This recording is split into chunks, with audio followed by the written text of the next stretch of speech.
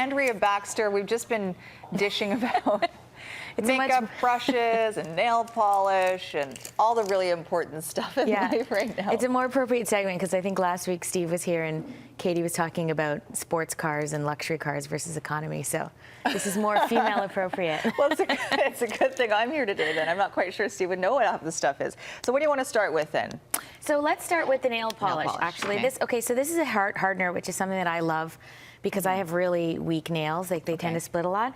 And instead of going and buying the really expensive products, instead of buying the really expensive products, this is only $8.99 in the drugstores, and it works really, really well. It gives a nice hardener to your nails, and it's free of that DBP and the formaldehyde and the toluene products, which can be harsher on your nails. Versus $30. Yeah. What you would usually Some pay of for this stuff can really cost anywhere from $20 to $30 depending on what brands you're buying. If you're going to the expensive department stores and buying the higher end stuff, this is a really great alternative that we love to get, and we get it works pretty well. It works really, really well. I love it. You find it works as well as the expensive stuff? Yeah, I do. Honestly, like these, the cheaper brands and the more affordable drugstore brands are really highly competitive now with the more expensive stuff because people don't want to be spending all that money on just a nail polish hardener. It seems you can buy a lot of salon stuff in drugstores now. Oh too. Yeah, especially Shoppers Drug Mart. They've done a really great job with their beauty department. They hold the higher end stuff, but they also have a really great alternative that you can buy that's a lot cheaper. Okay, next up, this is the stuff that I'm. Yes, you're obsessed with that. I'm pretty excited about this. This is TRESemmé 24-hour body root boosting spray. Yes, $7.99 in the drugstores. Again, I was born with very thin, straight hair, so the root volumizer is golden for me. I love this sort of stuff because you just put it in your damp hair. It's like a mousse, and you blow dry it with it. I use one of those big round rollers that adds a bit more volume.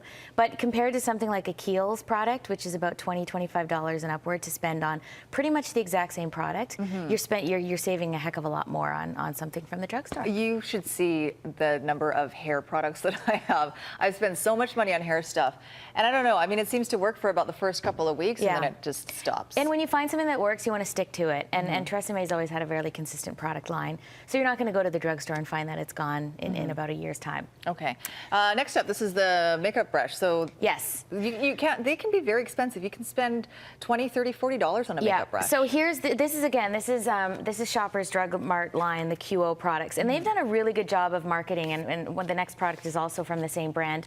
With makeup brushes, you're not going to find really cheap ones. You don't want to spend really cheap money on it. These ones range from anywhere from $7 up to $22 for brushes. Now, what I normally do and what every other makeup artist will recommend, you've got to make sure you wash them regularly because there's a lot of bacteria in there. If you're using them every day, you're getting a lot of the makeup in there. I try to wash them at least once a month, just with a gentle dishwashing soap and warm water, and let them dry in a paper towel. Don't let them dry upright. You want to have them flat, and that'll make them last longer. So even if you're going to spend, say, $15, $20 on a brush like this, it'll last a heck of a lot longer if you take care of it. But these are typically cheaper than if you were to go to a more expensive department store or MAC, where they charge a lot of money on their brushes. And it depends if you want more synthetic or the real, or the natural ones. Because the different types will work for different things. Maybe synthetic is not necessarily a bad thing. It just does it. Right. If you have allergies, applies your makeup a little differently. Okay, and then the false eyelashes.